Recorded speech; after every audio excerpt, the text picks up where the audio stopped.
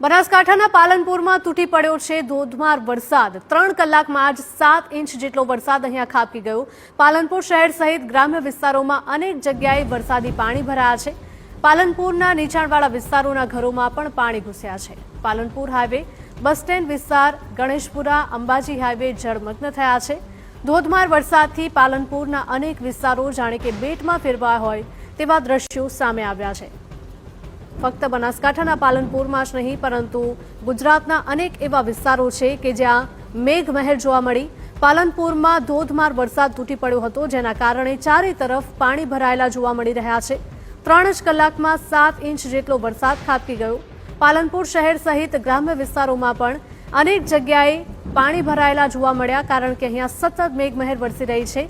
પાલનપુરના તમામ નીચાણવાળા વિસ્તારોમાં જેટલા પણ ઘરો આવેલા છે, આ તમામ ઘરોમાં પાણી ઘૂસી ગયા છે। તો બનાસકાંઠાના પાલનપુરના આ દ્રશ્યો છે, જ્યાં નજર કરો ત્યાં બસ પાણી જ પાણી ભરાયેલા હોય તેવા દ્રશ્યો સામે આવ્યા છે।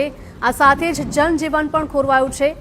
રસ્તો ક્રોસ કરતા લોકોને પણ મુશ્કેલી પડી રહી છે। અહીંયા જોઈ શકો છો, એક સોસાયટી છે અને આ સોસાયટીમાં વરસાદી પાણી ભરાઈ ગયા છે।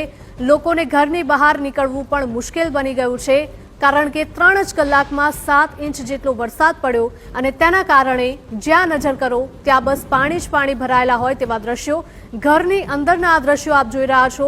ઘરની અંદર પણ વરસાદી પાણી ભરાઈ ગયા છે, એટલે લોકોએ ક્યાં જવું, ક્યાં રાત વિતાવી તે સૌથી મોટો પ્રશ્ન ઊભો થયો છે। લોકો છત ઉપર રહેવા પણ મજબૂર બન્યા છે। આ દ્રશ્યો સામે આવી રહ્યા છે બનાસકાંઠાના પાલનપુરમાંથી, કે જ્યાં સાંબેલાધાર વરસાદ વરસ્યો। 3 જ કલાકમાં 7 ઇંચ જેટલો વરસાદ ખાબકી ગયો, જેના કારણે અનેક સોસાયટીઓ જળમગ્ન થઈ છે। અનેક વાહનો પણ પાણીમાં ડૂબ્યા છે।